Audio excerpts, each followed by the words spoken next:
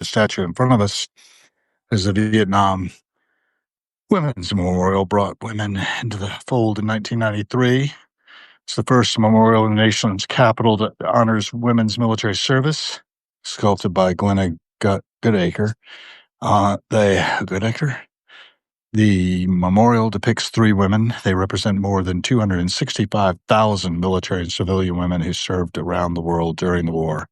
The 8 trees that surround the memorial represent the 8 military women who died in Vietnam. More than 50 civilian women also died during the war. And the Vietnam Women's Memorial Project, envisioned and led by Diane Carlson Evans, brought the memorial into being after a 10-year grassroots effort. The memorial's portrayal of women in uniform illuminates historical experiences too often erased from the public memory of war.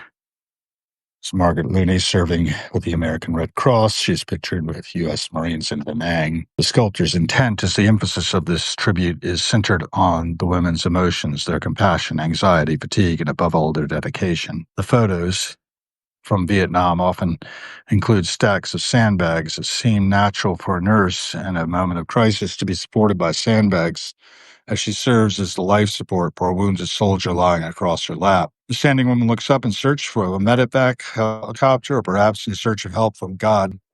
The kneeling figure has been called the heart and soul of peace because so many vets see themselves in her. She stares at an empty helmet. Her posture reflects her despair, frustrations, and all the horrors of war. The soldier's face is half covered by a bandage, creating an anonymous figure with which veterans can identify. Even though he is wounded, he will live.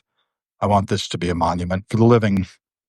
And First Lieutenant Nancy Cunningham, USA, served 2 tours with the Army North Corps. She worked as an operating room nurse in 1960. So these two were, presumed, the models for this.